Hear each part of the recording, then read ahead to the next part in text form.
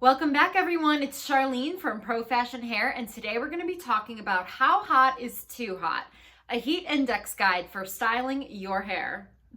This should go without saying, but first I just wanted to clarify that you should always have completely dry hair when applying heat to it, unless, of course, it's a hair dryer. For every hair type, there's a heat setting that is preferable. Like snowflakes, no two people's hair is alike. The thicker your hair, the higher temperatures that you can put on it with heat styling tools. Thicker hair means that you have more cells that have an outermost protective layer on them. This is why you can use higher heat settings on thicker hair.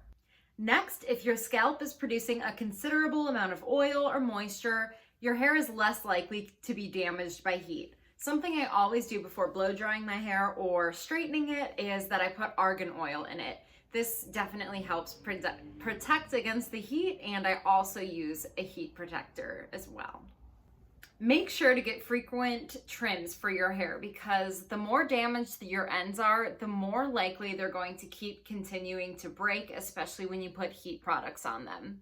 If you have color treated hair or bleached hair, like for blondes for example, definitely avoid using too many heat styling tools because this can actually alter the hue of your hair color. Also, if you notice your hair is feeling like really oily and just has a lot of buildup of product in it, definitely use a clarifying shampoo because this can help break down all the extra product buildup that's in your hair before heat styling. Hair dryers typically heat between 80 and 140 degrees Fahrenheit.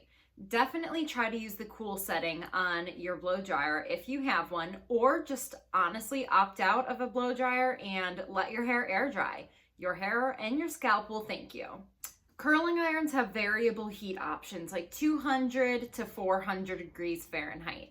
Definitely if you have very thin and textured hair, I would say go between 200 and 300 degrees Fahrenheit. But if you have really thick hair, it's safer to go up to that 400 degrees. The tool that has the highest heat and can also cause the most damage is, of course, the flat iron. So use this tool the least amount possible.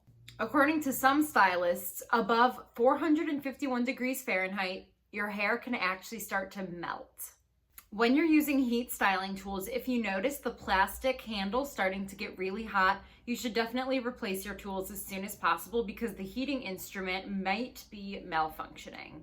And that's all I have for you today, guys. Thank you so much for watching, and be sure to like and subscribe to Profashion Hair's channel. Thank you. Bye.